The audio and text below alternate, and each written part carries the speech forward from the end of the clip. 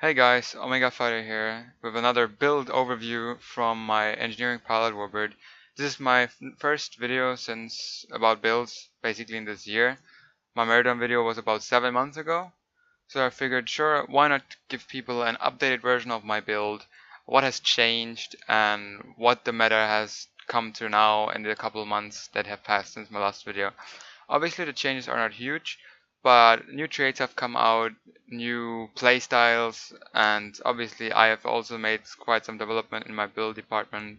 So I wanted to share that with you. And yeah, that's that.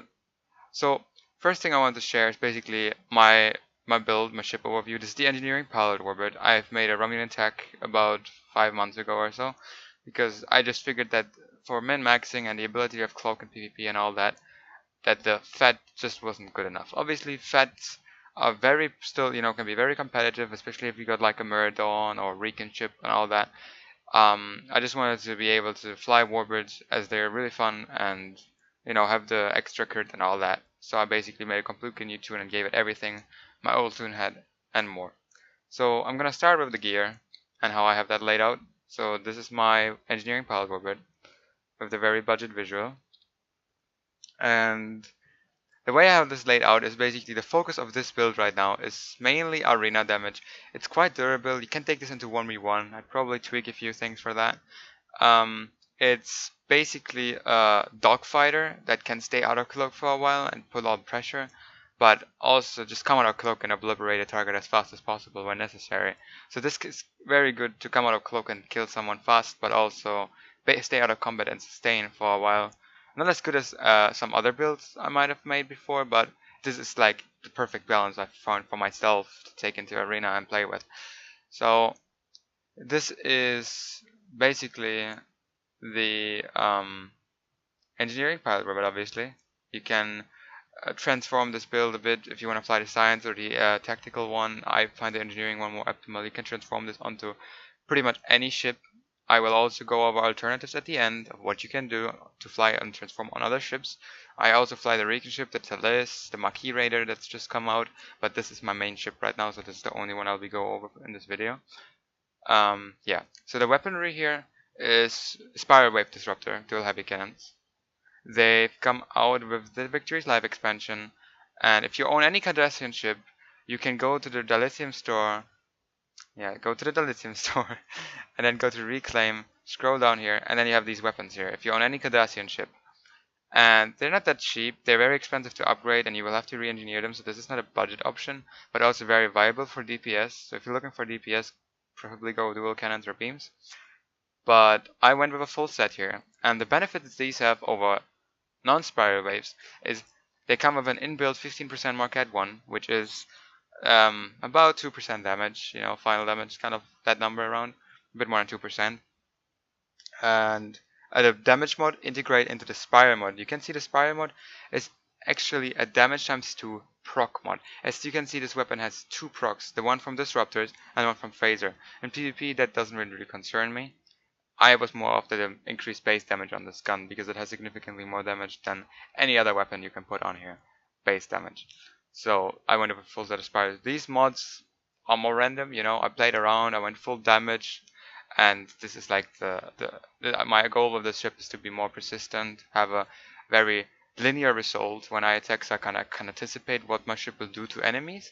So this is more crit damage than just full damage. It has still the damage mods, so in effect this is a crit DDM, damage times 3, crit D, crit X, and then you have the hidden damage mod and epic. That's all, stuff you don't really need to understand.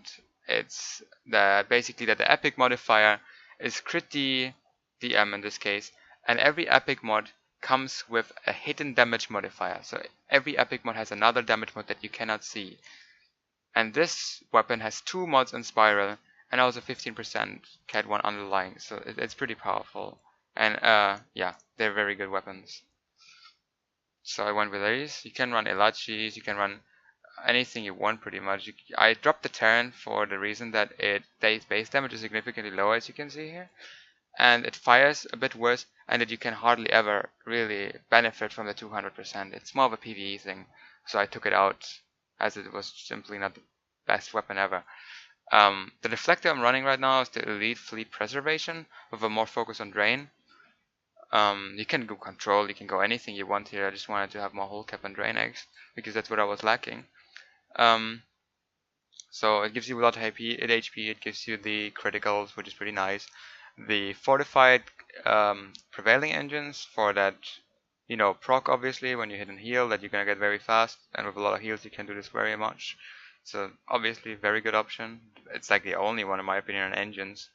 Then I run the 3-piece as the core is pretty average, you know, it's not the best core ever. Same for the shield. You get the plague hit, you get more HP, but it's a pretty weak shield capacity wise. But the 3-piece is very strong as it gives you the bonus energy resistance, and then at 10 stacks it gives you this trigger. And this is bonus energy resistance, but it's bonus. This does seem to have a different curving from your other bonus resistance that you get from some things. This seems to be much stronger than, say, the bonus resistance from DPRM, from my experience. I might be wrong here, but this is very strong resistance, and even if it's just a normal bonus resistance, it has a different diminishing returns curve as your average resistance, so it well excels. You can easily excel 70% resistance with that, well, which would with normal resistance almost be impossible. If this you reach 10 stacks, your resistance, my passive resistance goes up over 80% on energy, which is huge.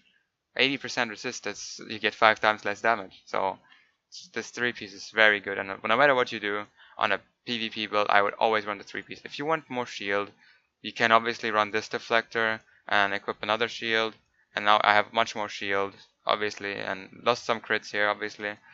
But you know, you can do this if you want more shield strength. You can do that. So that's a very viable option if you wanna, like on a dogfighter, for example, you wanna survive more. You run a shield overload, obviously, and then you have the strong shield, like 17,000 more cap. You can have some, you know, consoles on to modify that, and your resistance on shields will be very strong. You'll be very resilient. So you know, if you think you can only run like with the colony deflect, it's the best thing ever. It's very nice, but definitely not a must-have at all. You can fly with a different deflector, and then, you know, preferably the competitive to keep maintaining a 3-piece and a different shield to have more shield tank, you know, because shield tank is definitely not to be underestimated. Then obviously the heavy bimolecular turret. I run this for a 2-piece, and I run this because it's a heavy turret. The damage is pretty much weaker than a spiral one, which I don't have available here right now. But it has the same firing cycle as your dual heavies, you know. It fires more bursty, and it is more in line with your other weapons, so that's why I went with this. The Martok transphasic torpedo, I run a torpedo instead of the Omni Beam because it takes no weapon power, obviously. And yeah, that's the main reason I run this, because I don't run emergency weapon cycle right now. I need the most weapon power available as possible, so I run this torpedo instead. Experimental weapon is the Sheller, still the best one out there. Obviously they released the Voice of the Prophets, so you can run that instead. I mean, if you have the Sheller, I would run the Sheller, but if you're on a budget, run the Voice of the Prophets. It's very strong for burst. I just like the Sheller as a pressure method. It's probably the best one, DPS over time, that you can get. The Voice of the Prophets is probably a bit better for burst if you penetrate shields, but I prefer the Sheller. The thing of the Voice is that if it hits shields, it does almost nothing. You need to hit the hole for it to do the most thing it can. Devices, targeting lock, you can run anything there, especially if your accuracy is very high. They're just very nice for those people with high defense. Reactive armor catalyst to heal myself up a bit. A conductive RCS repress all. You can run a turn if you want more turn. I have a resolve right now because the ship has a lot of turn. The obfuscation screen is from the Walker. You can, it's a very strong console, obviously. I like to use it for the damage. You can use it as an oh shit button. You see that volley coming in, gonna kill you, you know it's gonna kill you, it's gonna zol you. You hit this in time, you're gonna be saved. This is their ultimate counter against pure vapors, because you have these guys with their warheads or whatever that every 2 minutes attack, and you just hit this when they come for you, and they don't even zol you if you time it right, and you know, you get out untouched because of this console with a very good passive as well, and they are useless for 2 minutes. You know, so this is very good. And you can also use it to the damage to kill very tough targets. I've done this in coordination with other people. Like hit obfuscation screen at the same time, then go at somebody and they will just get obliterated, because 120% bonus all damage is huge. There's nothing in this game that gives you this much damage. Okay, the weapon sensor enhancer. Obviously, it's from the low buy store. Highest accuracy giving console in the game. Accuracy is win in PvP. In PvE, if you run a rapid fire build, you can go. Also, accuracy stacking in PvE is not bad. You get this thing called accuracy overflow. You can Google that up. It's easy to find. I'll probably link it if I don't forget. And you can stack accuracy to gain crit chance and crit severity in PvE as well. So it's a very powerful method. So even if your accuracy is much higher than the defense, you still have a major benefit of gaining more crits through accuracy. So this is not a new mechanic, but with so many accuracy consoles coming out lately, Domino, this one, the hostile acquisition, it's just so easy to stack up accuracy in huge amounts that accuracy mods on weapons are useless, and stacking accuracy for PvE is very powerful. The Martyr console obviously for the 2-piece, which is, crit chance, accuracy, very good. And the console itself gives you a lot of HP for whole and shield, power levels, turn rate. This is a very good console. I just like it quite a lot. The Dynamic Power Redistributor module, aka the DPRM, is probably still the best standalone console in the game, as it gives you a lot of resilience and damage. I obviously run it because it's that good. It basically makes you almost unkillable. Obviously, you can still get killed, but it's very hard. And you can obviously use it for the offensive part, which is 40% bonus damage, which is all damage. Their tooltips are very weird. They sometimes just forget to say some things there. And yeah, that's that. That console is very good. I also run a personal wormhole generator. This is basically a floating phase jump and better with passives, and it heals you while you're in it. And it scales with some things that I'll elaborate soon. This scales with full restoration, the biotech patch, and everything that gives you full heal basically. And it heals you while you're in it, gives you bonus all damage when you come out. It's just so much better than Fluidic. It's a bit expensive, but I got it on the first day. I opened lockboxes because I'm an idiot, so that's how I got this. If you want this one, I'd probably wait for the price to go down. Last time I checked, they were 400 million, the Jump had a light battle cruiser. I'd probably wait for it to drop in price to like 300 and then, maybe grab one. Then obviously 3 vulnerability locators with disruptor. You can run cannon and then run something else. I just like to keep it very linear with weapons because you have firing cycles. They kind of have different ones. If you run different weapons, you might get into problems. So I just want to keep it, all the same weapons here. So I could run an advanced pizza, which is obviously very good with the technical overload. I could run the Terran, which I said earlier I don't like, but it's also disruptor. It's just I could run a quad cannon. They have different cycles. You just preferably just run identical type. And then the counter command console. You get some people that say, but this is a very weak console. Why don't you just run the hydrodynamic compensator? You can do that, but for PvP, this buffs Chemosite quite a lot. I mean, this is like final damage for Chemosite. It buffs your disruptor like half a locator, kind of, a bit weaker than that. And obviously you get the 2-piece, which is the bonus damage to phase and disruptor. So that's why I run this. And obviously the hostile acquisition here, which is accuracy and control expertise, just like your weapon sensor enhancer. But you also get this clicky, which is hold. It's not that bad. A lot of people resist this, but if you time it, you can do a lot of magic with this. And the debuff you get, for example, you see somebody has an Omega up, you hit it anyway, they get a lot of damage resistance debuff. Well, usually you don't want to attack people during Omega uptime, but you can use this. It's a very good console, and if not for the clicky, the passive is very strong. Alright, so yeah, here's my current stats. This is you don't have to have it high. I have a bit less health than before. I tweaked around a little, went a bit more for hull repair. You obviously can run here the new colony tech consoles if you're on a dogfighter. On a rockship, on this one maybe you want to be more revivable, and a 1v1 I might equip them. They basically heal you when you hit fire at will and rapid fire. Not guaranteed, it's a little chance, but if you run 3 or 4 of them, they pop a lot.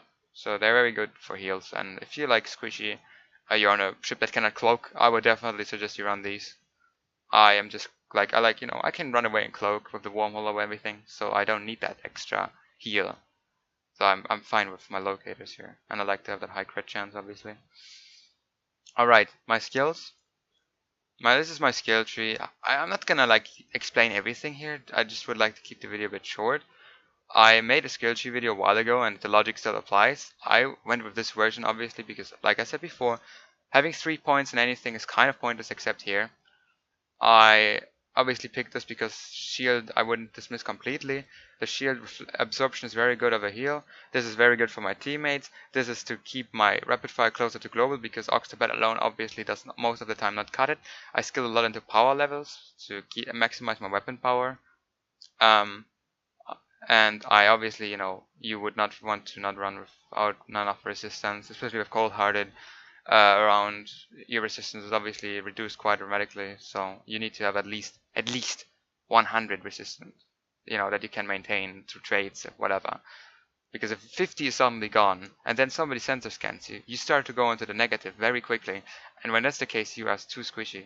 So you need to have preferably overstack a bit more resistance to make up for debuffs when they're coming in, with people running pen, with people having cold-hearted, with people having sensor scan and all that, which is on you applied very quickly, and then new consoles coming out to debuff people. I would definitely never dismiss your resistance. If you just think, oh, I have 50%, that's good enough, the cold-hearted trade comes in, voila, you're 10%. So, or 20%. So I would definitely not be uncautious here. 3rd point impulse expertise is pretty weak. This one is useless. 3-point hold capacity. I like the 3rd point here because hold cap is life.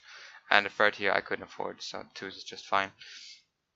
Specialization, I'd say Miracle Worker. It's total must have. I'll explain why.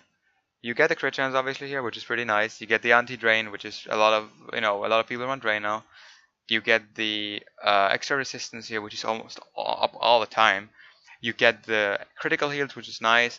You get this simplified plumbing, which is really nice. You go into full impulse, you get your target, you go into combat, and you have to wait for your pesky weapon power to go up. But with this, it's immediate. You have tough little ship, which is critical hits. Basically, you have more resistance against crits. They are the ones that do the most damage, so this is very good. You get no risk no reward, which is huge. After receiving a critical hit or critical heal, your incoming healing and outgoing damage will be increased. This is Cat 2 bonus all damage. This is 30%, which is huge, and you get critical hit on PvP all the time. So this is at 3 stacks almost all the time. Incoming healing affects ultimately everything, without any exception. Obviously, it does not buff regeneration, but any heal, be it the colony tech consoles, be it your continuity, be it your buff heals, your passive heals, everything gets buffed by this heal, by incoming healing. So incoming healing buffs everything. Even other people's heal. Somebody does an edge team at you, 30% more powerful. Bonus all damage is obviously very good. You can trigger this yourself. I like Hold Together for this because it has multiple chances to trigger this. Let's see how lucky I am here. Yeah, you got 1 stack now. Sometimes you're lucky you get 2 or 3 stacks when you hit just Hold Together. And, this already gives me a good chunk, as you could see. 30% is huge. So hitting this before an attack is quite not that bad, since Hold Together has multiple chances to trigger critically. The clicky here is pretty nice. It also gives incoming whole healing, like I just said, not to be underestimated. It gives you HP, which also buffs the colony console. So if you run colony consoles, I would never go without Miracle Worker at all. They buff them too much. And your damage as well, and your survivability. This buffs everything. And this 50% regen passive that does not decline while in combat is huge. This heals you quite a lot. I mean, it's not a burst heal, but have 50% of your hit points on some escorts where you can hit like 150,000. You need to do the math here. This heals you for over 1,000 per second at that point. So that's pretty sweet for a passive buff, which I would put over anything else you can get in here. Pilot, secondary, I run right now for Eat My Dust with defense, the turn rate here, so I can run a rest all without worries. Desperate Flight is quite noticeable. When you go down, you get faster. Reckless Abandon is nice to turf tractor beams or anything pretty much. When you go into evasive, it can't get nuked, so... attack pattern expertise is pretty weak, but it's not bad. And maneuvering thrusters is pretty huge. With, when you get this, the engines get disabled, you're still quite, you don't immediately become so slow. This makes up for it. And rock and roll, which is pretty much useless and bugged, so I don't even bother with that most of the time. What you can run instead is also Intel, secondary. For the defense, for the resistance, for the heal, for the anti-placate, for the accuracy. If your accuracy is a bit lower, I would definitely go with this instead. You can run Strategist. Here you also got incoming whole healing while in threatening stance. So, there's quite some options. You can also run Constable on a Dogfighter. So, there is a lot of options. I personally prefer Pilot. They all have their upsides. I'd say If you're concerned about getting caught, play pilot. If you're concerned about hitting, take intel. If you're concerned about hitting hard while in a dogfight, take comfortable. If you're concerned about your survivability, take strategist. But if you run colony consoles, otherwise I would probably not bother. Okay, so that's the specializations. My traits. I'll explain this. Let's just forget about this one here. This is a blade of shell, obviously. Gets also buffed by incoming healing. So like I said, everything. Very nice heal. Scales good with your biotech patch and shit like that. You don't have to run biotech patch, obviously. If you run colony consoles, I wouldn't run biotech patch. It doesn't buff them. So, like, your colony consoles do not get buffed by anything except incoming hull healing and hull capacity. Bonus hull healing, hull restoration does not affect them whatsoever. A blade of shell is a trait I would run on any build, without exception. Superior accurate is a go-to for PvP, obviously, more accuracy. Context is for kings is pretty sweet. Underestimated, but very good because it gives you bonus all damage if you're not getting attacked, and if you're getting attacked, you get more resistance. 30 resistance or 10% get to all damage. They swap back and forth, so they don't have to restack. So if you like say, you get the resist, somebody stops attacking you, you're not attacked, you attack, and you get the 10% immediately after somebody stops attacking you. So it's very adaptive. This one is really nice, redirected armor plating, because it's basically 30 all resist all the time, unnukable. Because the moment you get touched from any side that's not your front, which is all the time, you get this buff immediately. So even if it gets nuked, you get it back immediately. So it's basically 3 all resist unconditionally. Biotech patch I run here right now for the hull healing effectiveness, to buff all my hull heals because I don't have the colony consoles on this build. If you do, you'd probably want to run bulkhead technician instead to make the max benefit of that. Secret command codes is the same category as a blade of shell, just for PvP. Wouldn't run this in PvE. Self-modulating fire is pretty sweet coming out of cloak and ignoring the shield of the enemy, like by 50%. A good day to die is the must-have on any tactical, allowing you to hit a good day go line fighting all the time whenever you want. Without this go line fighting, you may never be able to hit it in 50%, so it's pretty huge. Here I would usually run Fleet Coordinator or Reconstructive Radiation. Obviously I'll explain, I'm not having secrets here. I would run Pseudo Submission right now because it's bugged. It'll probably get fixed tomorrow of the making of this video, but right now it basically doesn't have a lockout. They said we fixed the red alert bug on this ability, but it still triggers red alert, and they fucked up the lockout. So instead of max ons per 15 seconds, it just triggers all the time. Every heal tick, everything triggers this all the time. So nobody can touch you really. And since everybody runs it, I'm not gonna get myself killed just because everybody placates me and I don't placate them.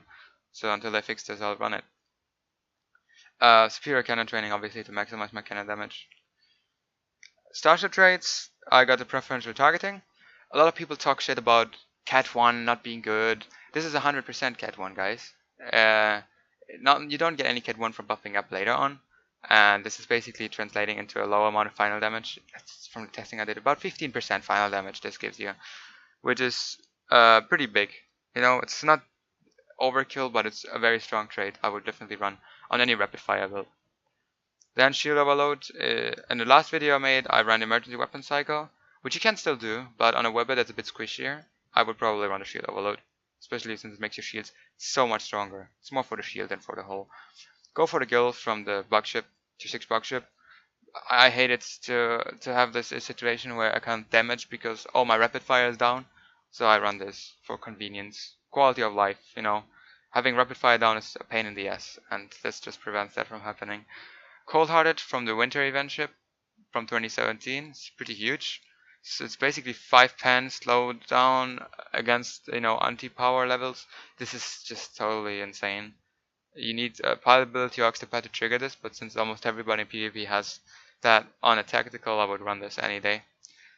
Obviously, if you're a team and you have other people going at the same target as you, you can even compromise and not run this. But I like it, and I like to have it on my target all the time. Invincible, obviously, to not die immediately. Also gives you incoming healing and shield healing. It's the only trait I know that buffs the colony console shield healing. So obviously also buffs the hull healing extra much. So recovering from getting down to 0 with colony consoles, this buffs it a lot, and you're obviously unkillable for 8 seconds. This can get nuked, so I wouldn't say, okay, I'm god now. but it's pretty good, you know. You don't get instantly killed, and obviously, for example, I get Zald, I don't know it coming, and then somebody might try to nuke it off, but by the time they do, I already hit obfuscation screen and I'm safe. Or I went into wormhole, so this gives me this moment to just, oh, what the fuck happened, and get out. Because if you don't have this and you die immediately, yeah, nothing stops people from just, you know, snacking you off because you don't pay attention. You get nuked, tech comes in, boom, you're dead. Well, this can prevent that. Advanced hull reinforcement is bonus all resist, gives you about 5% no matter what. You take this out, it's much more than normal resistance. I would never run without this. My resist right now here, kinetic 50.4. I take this out, kinetic goes down to 45.4. It's 5% damage reduction, which is on all the time. So, you know, this is very strong. While engine overload is a huge low, engine disable, pretty nice for PvP, very annoying. 30 seconds, pretty available quite often. Precision, crit chance, critical severity. You can run the controlled countermeasures with cold-hearted here, or counterstroke if you get controlled, since it even gets triggered by cold-hearted, 35%.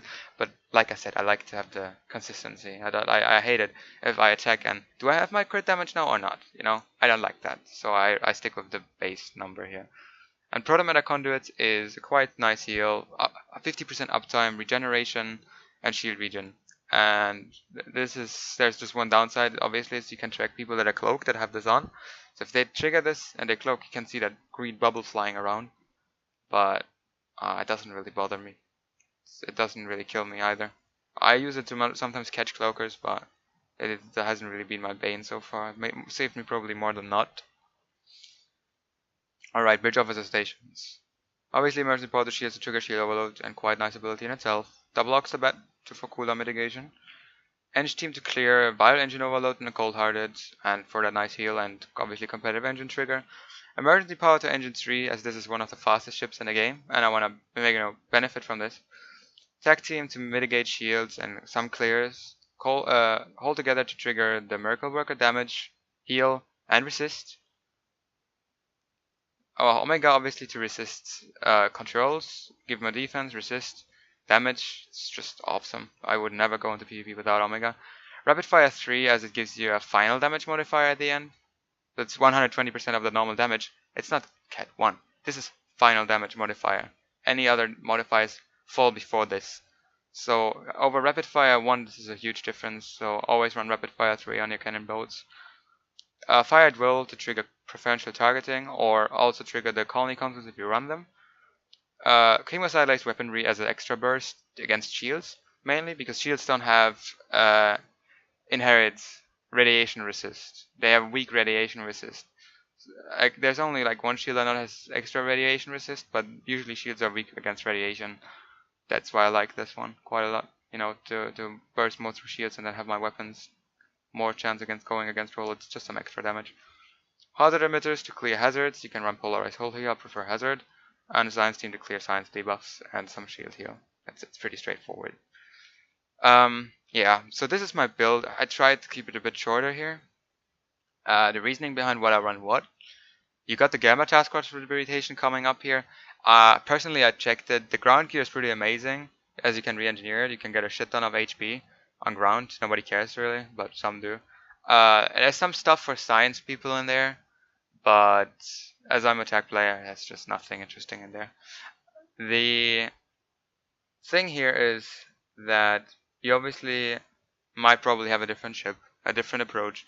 So take what I say, not as a you need to fly this, but rather as a recommendation to give you some insight here of what you can run. You can run different weapons. You can slot in a Protometa field. You can run, attack a kinetic here and there for more turn rate. If you like more turn rate, you can go with a turn and attack a kinetic. It's just that I get asked a lot on how I build my ships or why I build my ships the way I do, and there is not that much, thinking about it. For example, Doffs here in PvP right now, you don't have any real variation here. Everybody on attack runs emergency con hologram, Ox to Bat Doffs, except they run something else. They might run an Oxisive Placate Doff or something. You will always run that Killel to clear debuffs, or T-Hath if you're KDF, and then you have a 6 Doff that might vary. if you run Oxtabat. I have a crit D Dove here. You can run Reverse Sheer Polarity and run that Dove instead for the duration. But overall, there's just so much similarity in this build that I just wanted to give people an update of how I have my builds right now, how the thought process behind it is, the thought process I'm using, and overall, how I approach this. If you are interested in like getting some build advice, you can, I'll link in the description the PvP Discord, which is still obviously active. I'll post my in-game handle. I'll post my Discord handle if you want to add me or something. I can help you with your build. I can even help you for PvE. It's not a big deal to me. I do both. If you want help for PvP or PvE, I'll do that. Just know that you need to be open-minded if you go into this, because PvP is neither cheap nor does it work if you think I want to do DP. I want to do damage with a cruiser on an engineer. I keep telling people engineers in PvP are not good. The size can do the healing and can debuff enemies, making them twice as useful. Techs do so much more damage that if you're an engineer and you want to PvP, unless you do a very nice build full healer, which I can also help you with because that's actually an option. It's not the best thing ever, but I know people that do it very well, and it's a very strong thing you can do on an engine. Just build a healer, complete healer. I can help you with that if you want. If you're fat tech, don't get discouraged. I played fat tech before, I did just fine. This is just min maxing here. If you're a Psy, you can do damage. There's a lot of things you can do in this game, so don't get discouraged. If you have an idea, you can tell us. You can tell me. I'll try to make the best of it. Just be open-minded to new things, and obviously enjoy your game and have a nice one.